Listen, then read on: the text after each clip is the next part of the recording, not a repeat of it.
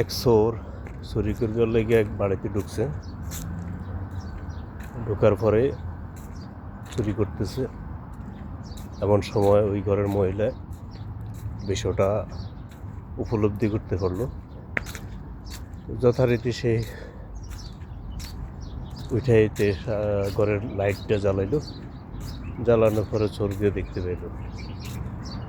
দেখার পরিপ্রেক্ষিতে চোরে দেখা ওই মহিলা বলতেছে, তোমাকে দেখে তো চোর মনে হচ্ছে না, তোমাকে দেখে মনে হচ্ছে তুমি কোনো সম্ভ্রান্ত পরিবারের একটা ছেলে, কোনো না কোনো পরিস্থিতির শিকার হয়ে তুমি চুরি করতে এসেছ।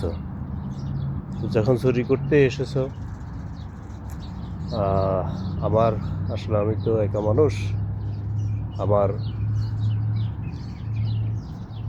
আর বাঁচবো কয়দিন, বা আমার এই অর্থ সম্পদ দিয়ে আমি কী করব? আমার 3 নম্বর ডায়েরে নগদ কিছু টাকা আছে, আর বেশ কিছু স্বর্ণ অলঙ্কার আছে, তুমি এগুলো নিয়ে যাও। তো এই কথা বলে বুড়িটা আলমারির চাবিটা তাকে দিছে এবং ডয়ার বলে দিছে যে আমার 3 নম্বর ডয়ারে এগুলো সংরক্ষিত আছে, তুমি খুলে নিয়ে নাও। তো যথারীতি তথা কাজ চলে এগুলো খুলে নিল।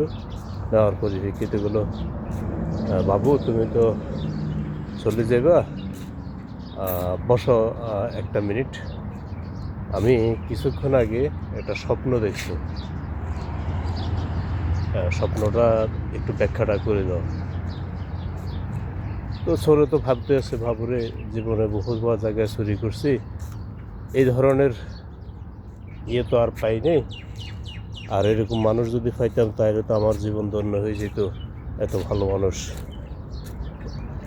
তো যাই হোক, চোরে বললো, জি আপনি বলুন আপনি কী স্বপ্ন দেখেছেন। তো বললো, আমি কিছুক্ষণ আগে স্বপ্ন দেখতেছি আমি একটা মরুভূমিতে হারিয়ে গেছি, এখন আমি দিশেহারা। তখন একটা ফাঁকি এসে আমাকে বলতেছে,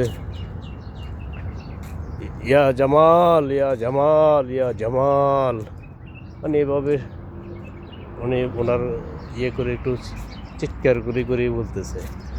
পাশের রুমে ওনার ছেলের নাম জামাল। জামাল বিষয়টা উপলব্ধি করতে পেরে দৌড় মার কাছে আইসা দেখে যে চোর। তো যা চোরকে দেখে তো ইয়াং বয়সের ছিল, খোলা হয় একটু উৎসুক হয়েই আর চোরকে উত্তম মাধ্যম দেওয়া শুরু করছে। ফিডানোর এক পর্যায়ে মায়া বলতেছে, বাবা ওর যে শাস্তি হওয়ার যতটুকু দরকার হয়ে গেছে, আর ফিডিও না, তাকে এখন ছেড়ে দাও। তো চোর বলতেছে, না মা, আমার ফিডা হয়নি, আমাকে আরও ফিরতে হবে, আমাকে আরও ফিডার দরকার। তো আমি চোর, আমি চুরি না করতে আসছি, আমি চুরি করে চলে যাব, আমি কেন আপনার স্বপ্নের ব্যাখ্যা দিতে গেলাম?